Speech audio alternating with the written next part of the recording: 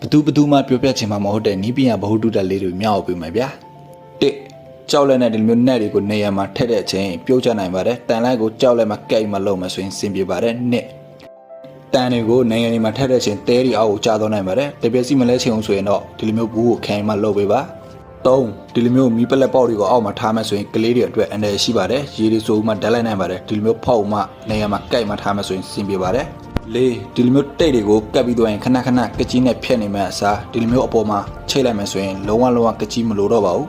ငါဒီလိုမျိုးနဲ့တွေကိုဖြုတ်ဖို့အတွက်ကွားတွေပါလိမရှိဘူးဆိုရင်ဒီနေ့အတိုင်းလုပ်ပါဗီဒီယိုကြိုက်တယ်ဆိုရင် like တစ်ခုနဲ့ follow တစ်ခုတော့ရှိတင်တာပေါ့ဗျာ6နဲ့တွေပါလိအရေးပြောနေတယ်ဆိုရင်တေးရင်းတစ်ပင်းယူပါအဲ့နဲ့ပေါ်မှာတင်ရင်မှဖြုတ်လိုက်မှဆိုရင်ရပါတယ်ခွန်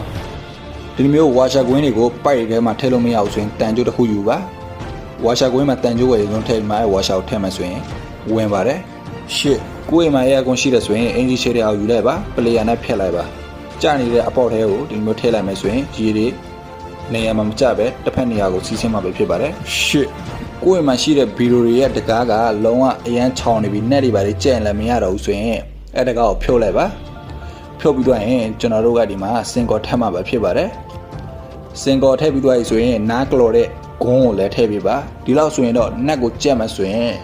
လုံးဝခိုင်မာတနေ့ထိသုံးလို့ရမှာပဲဖြစ်ပါတယ်တနေ့အတွင်းမှာပြန်ပြုတ်သွားပြီဆိုရင်ပြန်ဒီလိုမျိုးပဲဖြုတ်မှဒီနေ့တန်းလုပ်ပေးပါစင်ပြေပါတယ်ဗျာတငယ်ချင်းတို့